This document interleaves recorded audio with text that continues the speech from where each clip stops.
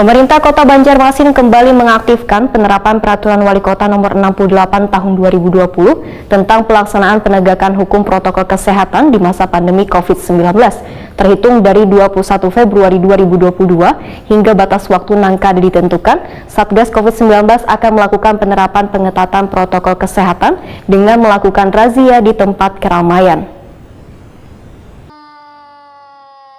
Pemerintah Kota Banjarmasin kembali mengaktifkan penerapan Peraturan Wali Kota Nomor 68 Tahun 2020 tentang pelaksanaan penegakan hukum protokol kesehatan di masa pandemi COVID-19 sehingga terhitung dari 21 Februari 2022 hingga batas waktu nangkada ditentukan, Satgas COVID-19 akan kembali melakukan penerapan pengetatan protokol kesehatan dengan melakukan razia di tempat-tempat keramaian. Bahkan akan memberikan sanksi hukum nangkaya membarasi tempat-tempat umum atau diberikan sanksi tertulis bila ada nang kedapatan kada mematuhi protokol kesehatan. Demikian diberitakan Wali Kota Banjarmasin Ibnu Sina Wahitakuni Prima TV besukan Senin 21 Februari 2022. Menurut Ibnu Sina, upaya penurunan kasus one level PPKM di Banjarmasin bisa dilakukan dengan cepat asalkan penerapan protokol kesehatan gencar dilakukan, yaitu melalui operasi justisi dalam penerapan COVID-19.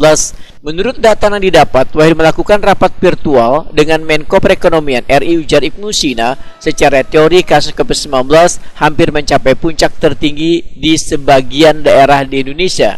Namun dalam beberapa hari ini kembali mulai turun. Nanti malam mulai apel ya. Jadi pusatkan di Polresta, nanti ada dibagi beberapa tim lah untuk wilayahnya, nanti patroli aja, patroli himbauan, kemudian juga mungkin peneguran, bahkan mungkin bisa sampai pada penegakan hukum. Sampai kapan ini? Terus ya? Terus sampai turun? Iya. Sampai turun, betul-betul. Pak Wali nanti akankah menegakkan perwali lagi tuh yang kayak kemarin ada sanksi denda? Iya, itu kan masih berlaku, perwali 68 masih berlaku. Kemudian juga yakinlah upaya ini akan berhasil, tapi harap didukung oleh semuanya.